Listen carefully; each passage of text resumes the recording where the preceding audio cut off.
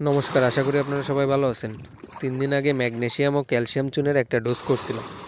আজ প্রোবায়োটিক প্রয়োগ করব। আমি এখানে চিনি ব্যবহার করতেছি, আপনারা এখানে চিটা গুঁড়ো ব্যবহার করতে পারেন। এখানে প্রোবায়োটিকের সম পরিমাণ চিনি নিতে পারেন বা তার থেকে বেশি নিলেও সমস্যা নাই।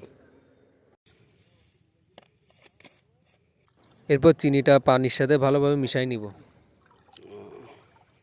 এরপর প্রোবায়োটিকটা ভালোভাবে পানির সাথে মিশাই নিয়ে 30 মিনিট ছায়াযুক্ত স্থানে রেখে দিব। এরপর প্রজেক্টের সম্পূর্ণ জায়গায় ভালোভাবে এটা ছিটাই দিব। প্রোবায়োটিক খুব গুরুত্বপূর্ণ চিংড়ি মাছ চাষে। পানির গুণাগুণ ঠিক রাখে। ভালো মানের প্রোবায়োটিক শতক প্রতি 1-1.5 গ্রামই যথেষ্ট। চেষ্টা করবেন সবসময় ভালো মানের প্রোডাক্ট ব্যবহার করার।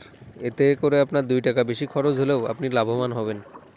যদি বুঝতে পারেন আপনার পানিতে অ্যামোনিয়া গ্যাস আছে, তাহলে চিটাগুড়ের সাথে আপনি প্রোবায়োটিকটা মিশিয়ে প্রয়োগ করতে পারেন। এতে করে আপনার অ্যামোনিয়া কন্ট্রোলে চলে আসবে। আর চেষ্টা করবেন চিংড়ি মাছ চাষে 30% প্লাস প্রোটিনযুক্ত খাবার প্রয়োগ করার।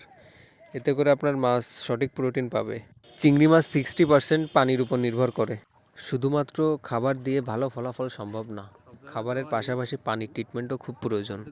আপনার মাছ যদি ভালো প্রোডাকশন হয়, মাছের সার্ভাইভ রেট যদি ভালো থাকে, তাহলে আপনি অবশ্যই প্রফিট করতে পারবেন।